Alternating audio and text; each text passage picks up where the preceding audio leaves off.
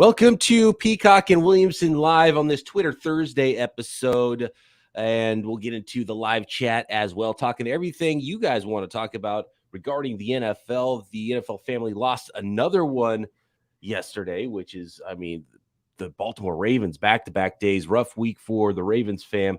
Matt and I will get into the guy that was Tony Siragusa on today's pod and get into your NFL offseason questions coming up right now.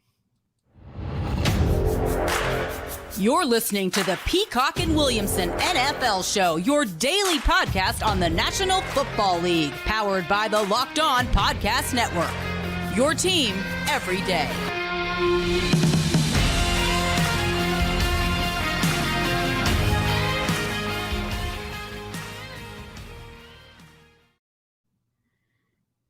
Welcome to the Peacock and Williamson NFL Show. Brian Peacock and Matt Williamson with you.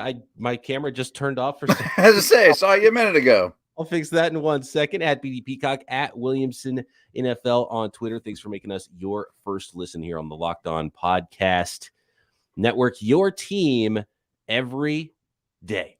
And shout out to those of you jumping on live with us here morning on the West Coast, noontime, lunchtime, maybe for you folks over on the East Coast talking NFL football. Feel free to get into the chat and drop some questions, say hi, and we'll get into whatever you want to get into in the NFL. But some bad news again, and the Ravens family lost another one. Tony Siragusa, young at the age of 55, passes away. And a really remarkable video I saw, Matt, yesterday of him talking about his own mortality, and his dad passed away at a young age, and him almost, coming to the realization of knowing that that's how it was going to be for him. And it turned out to be the case. Just extremely sad. And it's Tony Siragusa, obviously a really good player, big body defensive tackle in the NFL for a long time, was on some really good football teams, really good defenses. And then was his personality as a broadcaster was fantastic as well in his post-football career. So just back-to-back days, we've got news of, NFL, one former player, one current player passing away. And it's not the type of news we want to cover here on Peacock and Williamson, Matt. No, not at all. Not fun. You said big human being, big personality. A very memorable, outlook on the game. And I'm sure he's a lot of fun to be around. My thoughts on Saragoosa are, I was at Pitt for 3 years on that staff, obviously not when he played at Pitt, but a lot of the old school Pitt guys would bring him up, unprovoked of, boy, was he a blast to be around. What a great teammate, that kind of thing. So I had some Pitt connections with him, and they were all raving. Like I wanted to hang with him, and then his Ravens days, kind of as you mentioned, man, I wonder if Ray Lewis has issued a statement or anything since Saragoosa's passing, because they would take two nose tackle types and just plug them over guards, and they would eat up the whole line of scrimmage, and Ray would run and hit. And Saragoosa was as good at it as anyone. Sam Adams, guys like that, the well over 300-pound wide body guys, two of them on the field together. Your job is to keep Ray clean, and they did it great. Actually, Ray Lewis did have a comment on the passing of Saragoosa, not so much the football side of things, but he did say, "This is a tough one. I love Goose like a brother. From the first day we met, I knew that life was different. I knew he was someone who would change my life forever. He was one-of-a-kind person who made you feel important and special. You can never replace a man like that."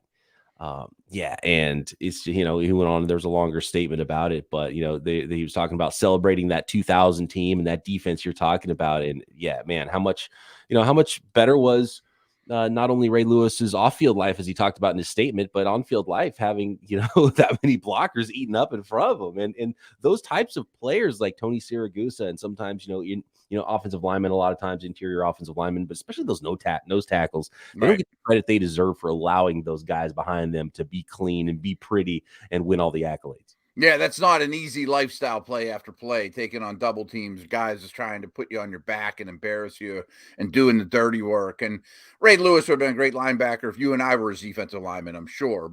But certainly the play of guys like Saragoosa, and again, I thought he was the best of the group, really made Lewis's life a lot easier. And that was the scheme, do your job, eat up a lot and let Ray make all the plays. Absolutely. 55 years old. And another sad story around the NFL with Tony Siragusa's. Let's be done with those for a while. You know? Let's not talk about any deaths for a long time, please. Absolutely. That would be fantastic. I see a couple people trickling in here to the live stream, and we see you. We appreciate you. Come on in, say hi in the chat. If you have any questions, jump in. We do have some Twitter questions here on what used to be Twitter Tuesdays, but since Matt was on vacation, we thought we'd do a little live Twitter Thursday. Yeah, it's been a while. We got some good questions too. Did you see the note from Josina Anderson yesterday? She said, quote, "I'm told Seahawks still have a high level of interest in acquiring quarterback Baker Mayfield, and behind the scenes are open to contractually extending him, per league sources. I also know that the process of collecting information and insights into Mayfield is still ongoing." So very interesting. We might see some quarterback movement here in the summertime, which is odd timing for this type of a deal for potential starting quarterbacks. There's a couple of them out there, Baker Mayfield being a big one. And especially now with the Browns, it really feels like they need to make a move to make sure they have another quarterback, and it's not just Jacoby Brissett by himself in that quarterback room. I always thought, since the dust settled, a couple months ago with the major musical chairs at quarterback, that Mayfield to Seattle, Jimmy to Carolina made the most sense in terms of the styles of franchises they'd be going for, the team around them. Obviously, Jimmy to Seattle made no sense at all with the rivalry and in division. So this is actually kind of good news for your trickle down good news for your Niners. Maybe it might open two doors all of a sudden, Cleveland, Carolina. I just think Mayfield and Pete Carroll and the toughness of that organization and the underdog mentality Mayfield brings would be a good match. And I'm hard on Mayfield, but I have to say this every time I bring him up. Just judging him off last year's tape just isn't fair. I mean, that guy had so many injuries, and he has his warts, don't get me wrong, but he's an NFL starting quarterback, and he's a heck of a lot better than what they have. Yeah, and it's amazing how quickly in such a small sample Baker Mayfield's star has fallen too. Because 12 months ago, too harsh. There would have been no thoughts in getting rid of Baker Mayfield. This was the franchise quarterback. We're talking about how many millions of dollars he was going to make in his next contract with the Cleveland Browns, and the playoff games. I mean, that's not something you talked about with the Cleveland Browns. So it's pretty amazing, and it was really weird this whole offseason to have so little interest in Baker Mayfield ending up somewhere. So stories like this make a little bit more sense. And clearly the Baker Mayfield to Seattle thing was the best match of all of these. And, Geno Smith, we had Corbin Smith here of Locked On Seahawks on the show 2 weeks ago now. And he talked about Geno Smith looking like QB1. It's like, okay, well, Seattle, if you really believe you still are in the mix, maybe Geno Smith, it turns out to be really good for you this year, but that can't be your best option. And Drew Lock, we kind of have an idea what Drew Lock is too. And if he's getting beat out by Geno Smith, I don't know. There was some pushback in the comments section after that episode. Some people said that Drew Lock is still the dude and they love him, but yeah, I'm not so sure about that. I think Baker Mayfield in Seattle makes a ton of sense if they really do think they can compete right now. Yeah, and I respect that Seattle loved Locke coming out of school. They want to get their hands on him. Cool.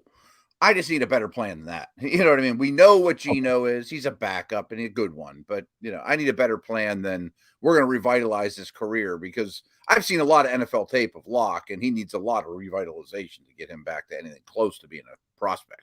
Yes, absolutely. And that movement then might open door for Jimmy Garoppolo, as you mentioned. Yeah. Does he end up in Cleveland? Does he end up in Carolina? There was a report that the Browns didn't want to take Sam Darnold back in a deal. So clearly there had been some conversations behind the scenes about Baker Mayfield from Carolina, from Seattle. If Seattle ends up making the move, then maybe Carolina feels forced. Okay, now we can focus in on, say, Jimmy Garoppolo, and who knows if it'll be a trade and they restructure his contract, because nobody's going to pay Jimmy G $25 million right now at this point in the offseason, especially when you're already paying $18 million to Sam Darnold. But maybe Darnold goes the other way, some money changes hands, maybe Jimmy just has to be released, and then 49ers feel comfortable releasing Jimmy after he's passed the physical, and knowing that the Seattle Seahawks aren't going to go pick him up, and then he can go find a home somewhere else. So it seems like that domino of Baker Mayfield, if he did go to Seattle, it makes a ton of sense for both Seattle and would really sort of line up everything else to happen this offseason. Everybody to have a home, everyone have an opportunity to compete to be a starting quarterback in the NFL as they should going into 2022. Last little nuggets on that. I think people know that I am not a believer in tanking. You know, I am a big culture guy. A lot of that's my Steeler roots. Don't get me wrong.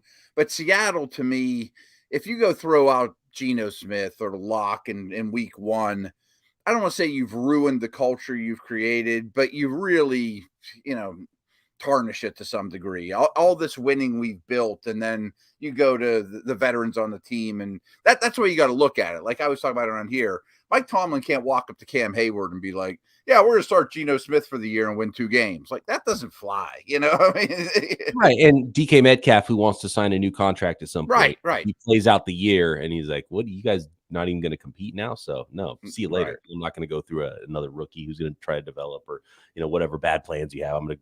I want out, so it doesn't make a lot of sense there. It'd be just kind of treading water. So go compete or trade for more assets and compete later. That's the way I look at it. And it doesn't even have to be a tank. And just do what's right for your franchise's future. One other note about this quarterback carousel, and I'm sure we'll get into questions and stuff too, but if you knew if you're the Browns and Watson's out for the year, that comes down, it's official. Might you be a little more apt to take on Darnold? I know Darnold's not attractive. Don't get me wrong. But if Mayfield's not going to be in the mix and Watson's out for the year, I might, sacrifice a few million in cap space. And they do have cap space this year to have a Darnold Brissett combat, battle as opposed to not having Darnold. That would make perfect sense. And they're going to have to eat a lot of those quarterback contracts are what really screws things up because they're both expensive. Probably going to have to pay a lot of the Baker Mayfield contract. The Browns would be. Then I think they have to pay a lot of both their contracts. Right. So you pay for everything and we'll swap really, because whatever. If you're the Browns, you're like, look, same contracts for these two quarterbacks. Baker Mayfield's better. So we'll give you the better guy for the worst guy. We're not gonna take on more money than we are already gonna pay. Mm-hmm. So whatever we don't pay, like if we end up eating 15 of his $18 million, well, you certainly better eat 15 of the $18 million on Sam Darnold. Yeah, you're probably right. So that might be sort of the thought process, which makes it very difficult in both of those player movements. I still think the best one for everybody is the 49ers having a veteran backup and taking on maybe half of Darnold's salary. And they would still clear a lot of the Jimmy G salary. So they would gain salary. They would get a veteran backup in Sam Darnold, maybe rehab his image as a backup to Trey Lance, but then have a backup plan still. I'm not totally sold on Sudfeld for the 49ers. So that's probably the thing that makes the most sense for me. But I don't know if it's more valuable for the 49ers just to cut Jimmy and, cut all $25 million off. That makes a lot of sense to me the more I think about it. I'd love to see the Baker to Seattle domino fall, just so we can get one thing out of the equation. And again, I think Jimmy to Carolina makes perfect sense.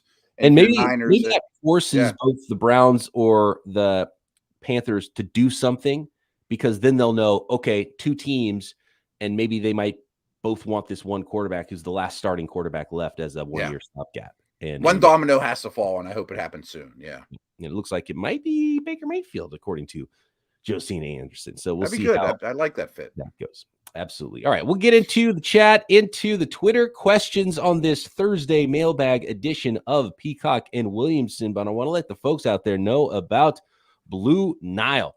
Blue Nile is an online jeweler that will find the exact piece you are looking for that special someone in your life, create it for you, and ship it in a package that will not spoil to people who see that box on your doorstep what's inside. At Blue Nile, you can celebrate all of life's special moments, from creating the custom engagement ring of your dreams to gifting a classic and timeless jewelry piece, all at prices you won't find at a traditional jeweler.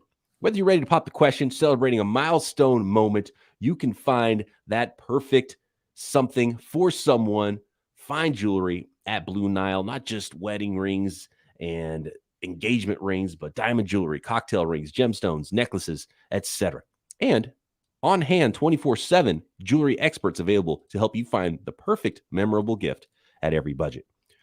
So make your moment sparkle with jewelry from BlueNile.com, and Locked On listeners will get $50 off purchases of $500 or more. This podcast exclusive includes engagement, so use code Locked On. That is promo code Locked On. Plus, every order is insured, ships free, and arrives in discreet packaging that won't give away what's inside.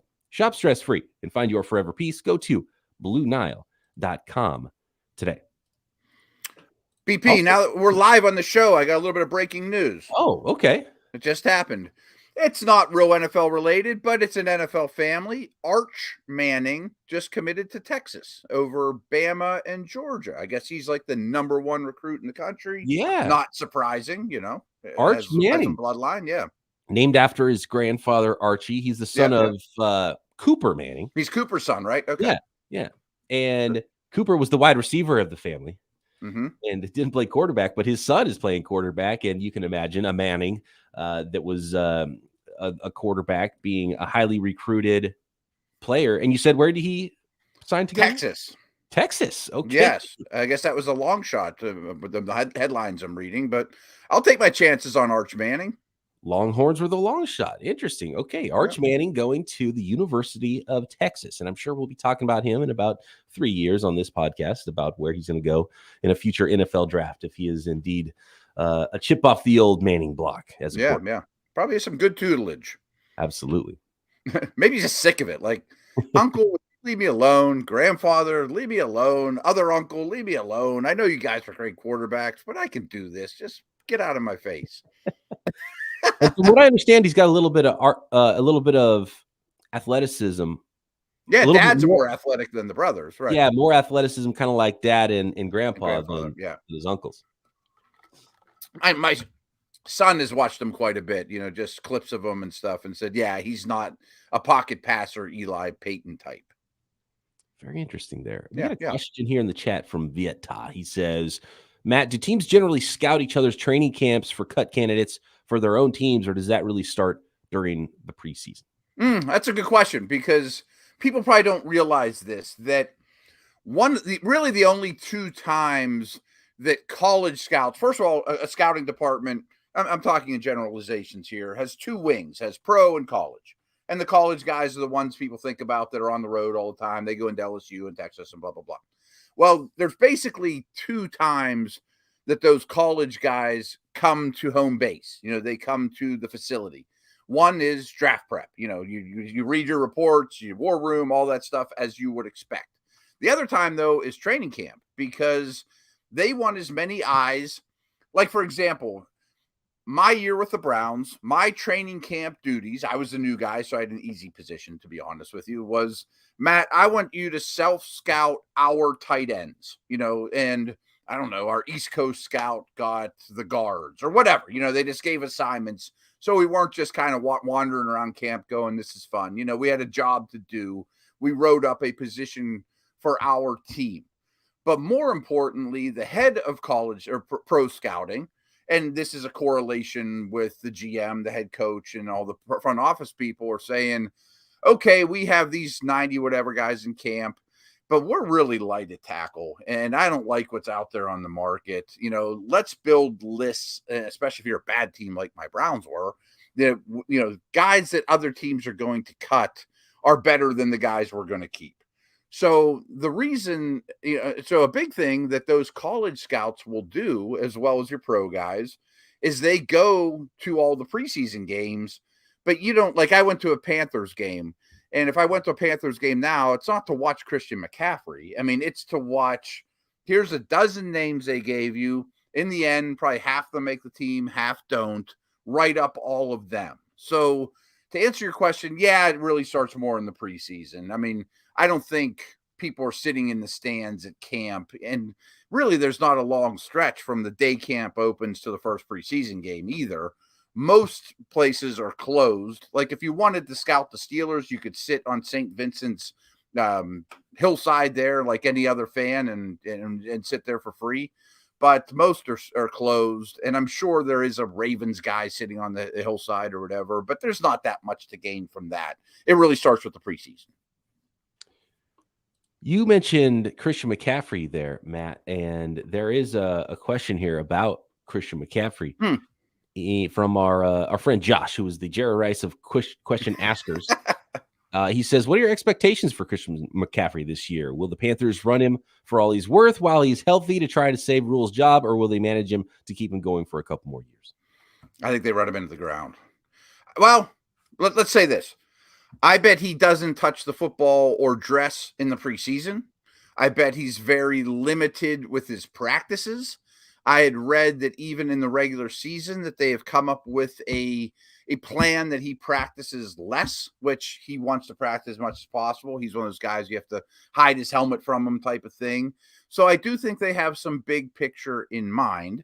I also think Dante Foreman's a pretty good back and a compliment that has been needed there, that maybe he does the 3rd and 1s and some of the grinded out or an extra series that Foreman wouldn't have got in the past. But I basically think that saving running backs for the future is not wise anyways. Use them up. You're paying them. You're trying to win games. You're trying to save your job. I mean, if that offense has Jimmy Garoppolo by chance, throw into DJ Moore and McCaffrey, a much improved O-line, I think that's a pretty respectable offense.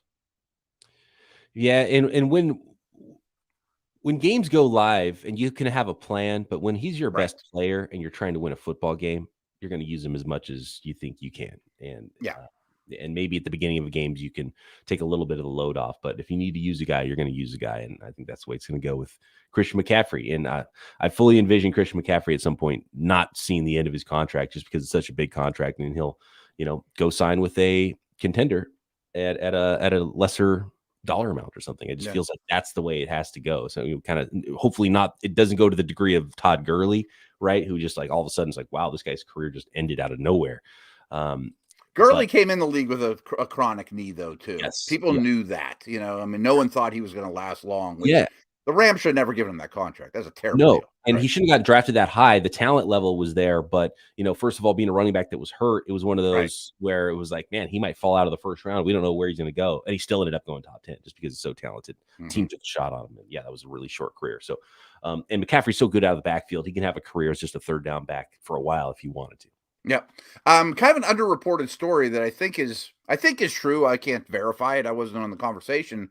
But I guess the Bills did call the Panthers and were interested in trading for McCaffrey. Then they signed McKissick, and he backed out. Then they signed or drafted Cook. So they were in the market for that type of back. That adds up to me. Imagine the Bills' offense with McCaffrey. Yeah, Saquon Barkley too, because there were stories that he was being dangled for trade, and I wonder if they thought, "Oh, we're going to get a 2nd round pick for him." Teams were like, "We'll give you a 6th." Yeah, we'll give you a 5th. Oh wait, never mind. We want his contract, right? Yeah. I think that's true too. Again, Williamson always brings things back to the Steelers. Your point about game day, I used to be so critical of Tomlin with his use of Lev Bell. Like, you're just going to run this guy in the ground. He's getting too many touches. Same true with Najee Harris. That's not how coaches think, though. When it's the 3rd quarter in Cincinnati and there's a light rain and you have a 3-point lead, you're not caring about saving your back for the next week or late in the year or the playoffs or the extent of his career, especially when that back, as is the case in Carolina, is your best receiving back. He's your best running back. He's your best pass protector. He's your best short yardage guy. Use your best guy. Yep. Use your best guy and maybe give him some practices off instead. Exactly. All right, you brought up Jimmy G there. We talked about him a little bit at the open, talking about quarterback movement. We have a question there about Jimmy and if he could stay maybe to the trade deadline and it's not a summer move for Jimmy G. Why don't you field that one? What's that? Yeah, I might feel that. I've got some thoughts on it, but I always like to hear how you feel about the 49ers stuff as well. Sure. Sometimes I feel like, am I too close to the fire? And then some more I know the feelings upcoming as well. But I want to let the folks know first about our friends at Rock Auto, which is just a fantastic company to do business with that will ship things to you quickly, that will get you the auto parts you need for reliably low prices. And Rock Auto is a family business that's been serving do-it-yourselfers for over 20 years. And they've been serving me and I'm not a car guy either, but wiper blades, motor oil, what else did I, jumper cables, things like that. But then just recently had a problem with my car and the fender flare came flying off on the freeway when I hit a traffic cone. I was moving my family to our new home, making our very last trip in the car. And so I was like, well, look, I know how to fix this. I'm not going to spend $500 on this to go to the dealership. I'm going to go to rockauto.com. And guess what? They had my exact part for my exact car. It was much easier after watching a 5-minute YouTube video on how to replace that. There was rivets that came with the part. I just popped it all in. Super easy. And I felt like I was like, man, maybe I am a car guy. If it's going to be this easy, go into rockauto.com.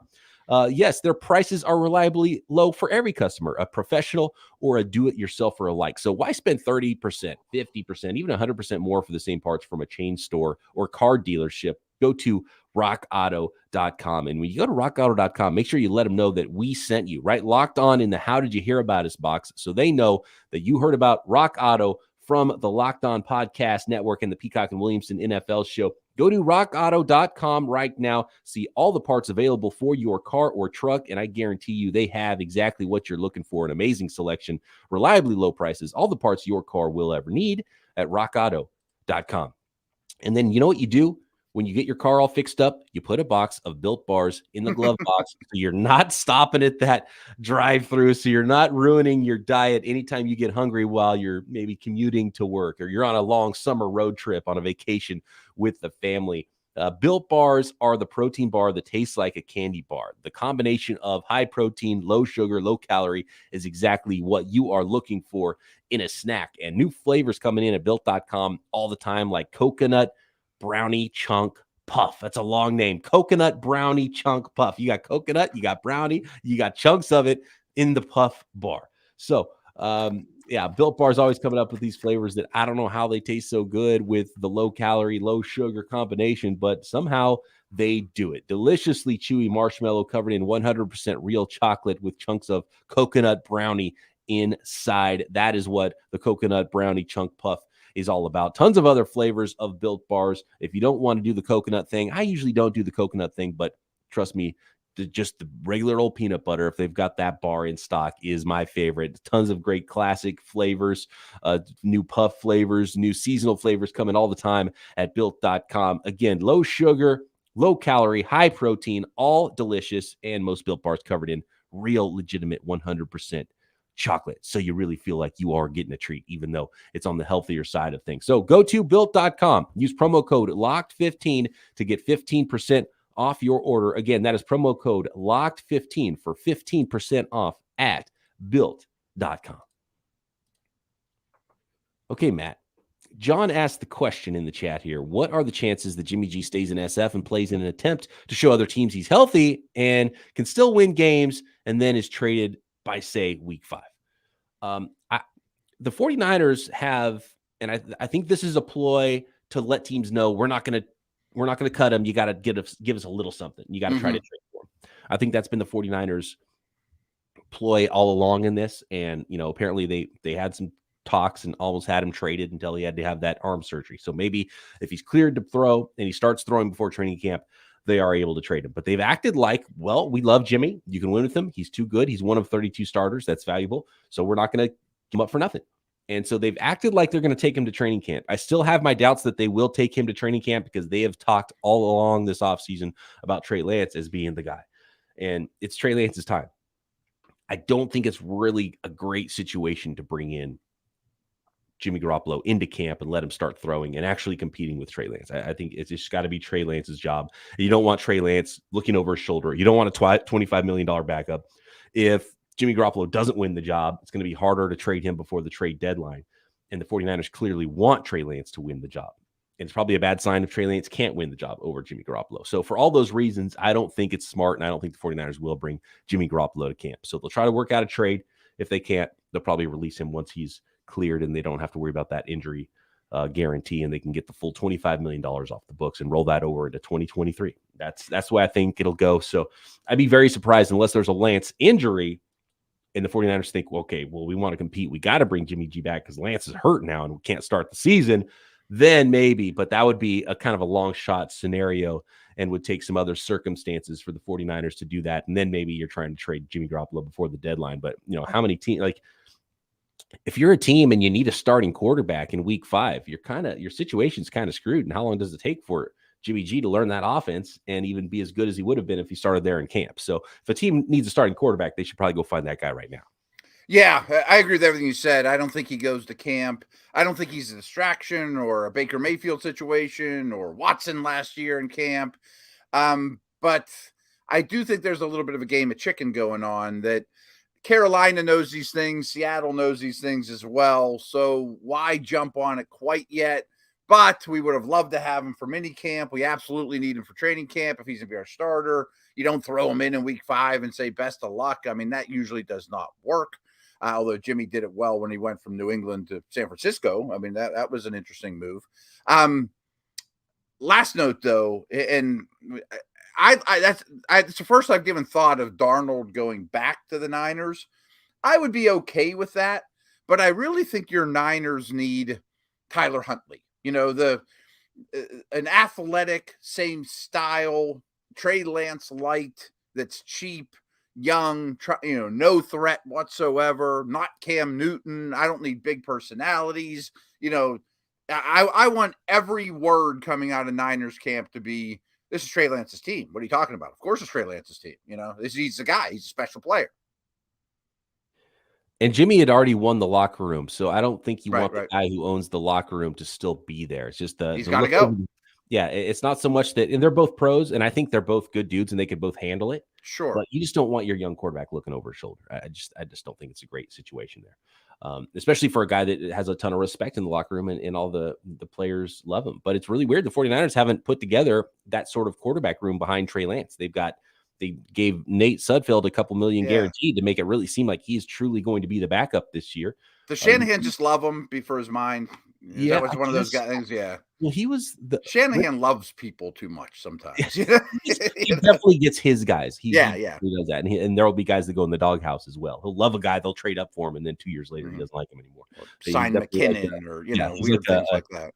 He's like a teenager's dating profile a lot of times. The way he treats players sometimes. My boy Ayuk end up in the doghouse. Yeah, I'm like, exactly. Send him to Pittsburgh. They traded up for Dante Pettis, and then he was right. Yeah. So yeah, and then they drafted Brock Purdy in the 7th round, who's definitely nothing like Trey Lance. So it's interesting that they're not trying to put together that a more of a dual profile backup for Trey Lance.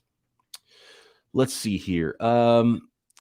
Phantom 193 wants to know. He says, I've always wondered, when players get cut and signed by another team, there's some sort of clause saying they can't discuss the inner workings of the previous team, like scheme and trick plays, etc. Staying with the 49ers and the Seahawks, we talked about the 49ers. Probably the biggest reason they don't want to cut Jimmy G is so he doesn't go sign with the Seahawks. The Seahawks love doing that. The Seahawks sign a 49ers player every year. Someone who gets cut from camp, bring him to the practice squad. Someone who was on the team and a free agent, they sign him. Almost every single year, the Seahawks bring in a 49ers player, it seems like. And they're trying to get all the information they can out of them. So I don't think there is any.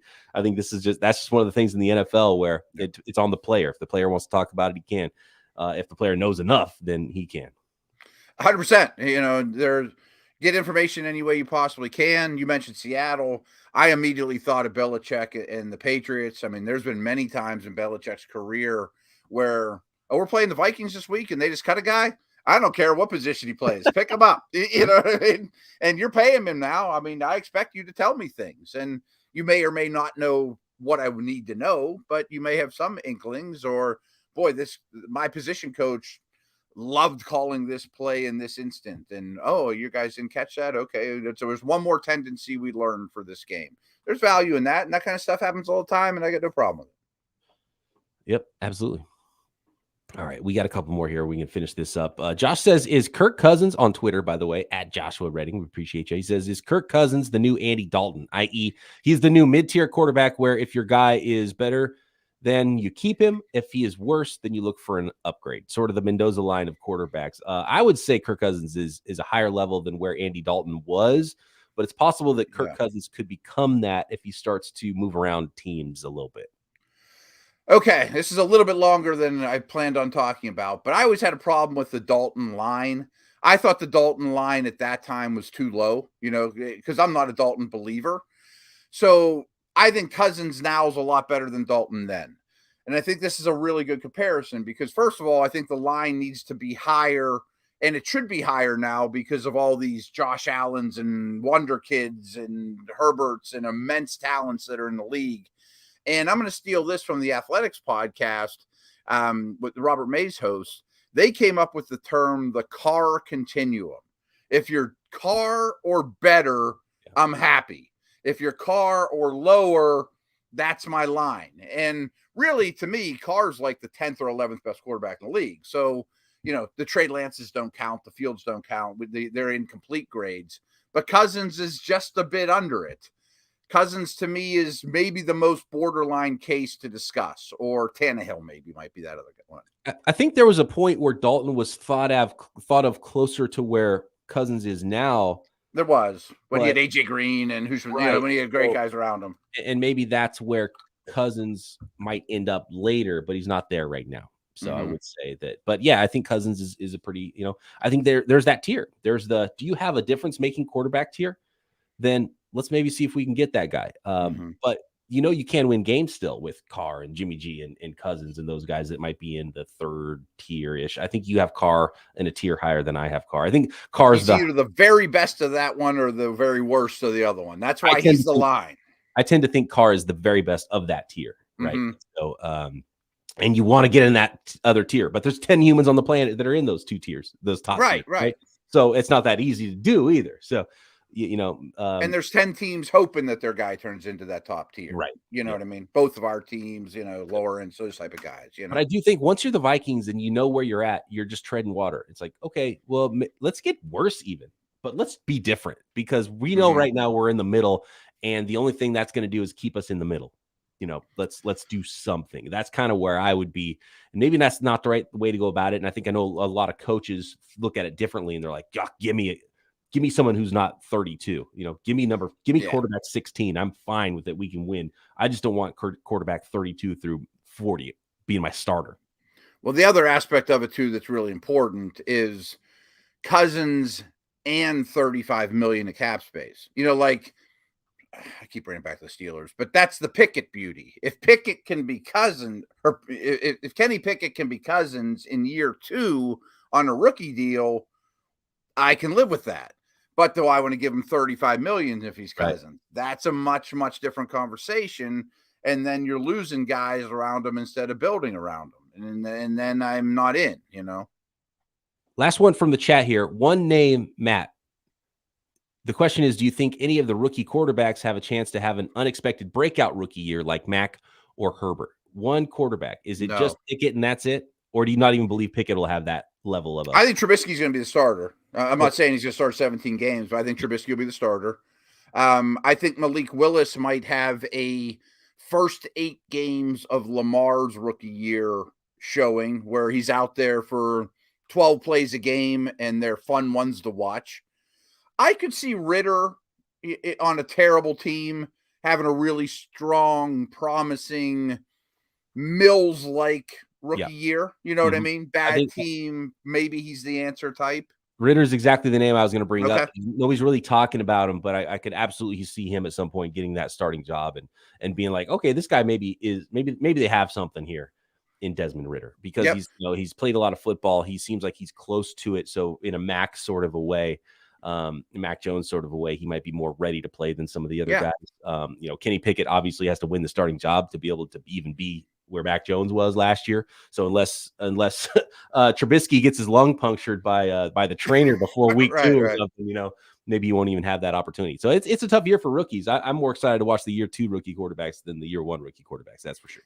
I think this applies to Corral a little, but especially to Ridder, because I know the Falcons are going to be bad. Even if he's really good or whoever's really good, they're still going to be bad. I think your whole goal, if you're Ridder, and again, this brings me back to Davis Mills last year, convince my bad team not to draft a quarterback in the top 5 next year. Yep. Draft Will Anderson or get me a receiver or something like that, because I've shown enough. So even though we only won 3 games. Right. So unlike having a Mills or a Mac Jones this year, it's more likely to have a Davis Mills this year out of that. Right. Mills is a good conversation. No one's going to be Herbert. I mean, there's no one in this class is going to be Herbert. I have a hard time believing that. Yeah. All right. Fantastic stuff. Thanks everybody for jumping in on the live show. Thanks for all the Twitter questions as well. And thanks for making Peacock and Williamson your first listen every day here on the Locked On Podcast Network. I do want to remind everybody about the NBA Ultimate Mock Draft that is going on right now. And for NBA Draft Night, your favorite team's Locked On channel will be going live on YouTube. So make sure you're all subscribed up to those channels. Make sure you're also subscribed here to the Locked On NFL channel, which is the home on YouTube of the Peacock and Williamson NFL Show. We'll try to go live once a week or so throughout the off season, and who knows, maybe even keep that into the regular season as well, because there is no off season in the NFL. So there is no off season for Peacock and Williamson. Matt and I back tomorrow to finish up the week right here, Peacock and Williamson.